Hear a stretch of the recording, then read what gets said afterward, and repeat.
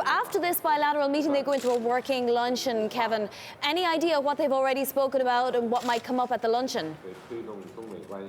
Two topics: national security with a focus, Vonnie, on North Korea, as well as trade agreements. Now, later this afternoon, President Xi is expected to depart Mar-a-Lago at approximately 2:30 p.m. But more broadly speaking, President Trump began this week with National Security Council being cleared from one of his chief strategists, Steve Bannon.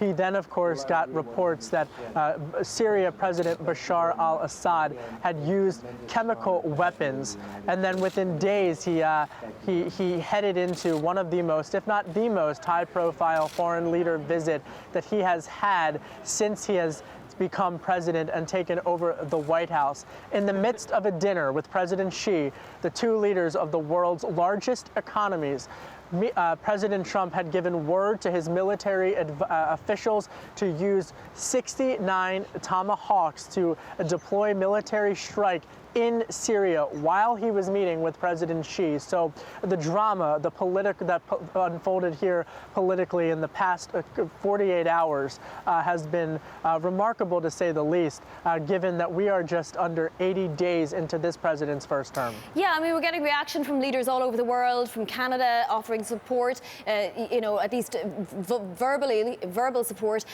to Iran, basically, criticizing this move. Have we had any reaction from Chinese officials, or are they keeping what's going on in Mar-a-Lago separate from what's going on in Syria?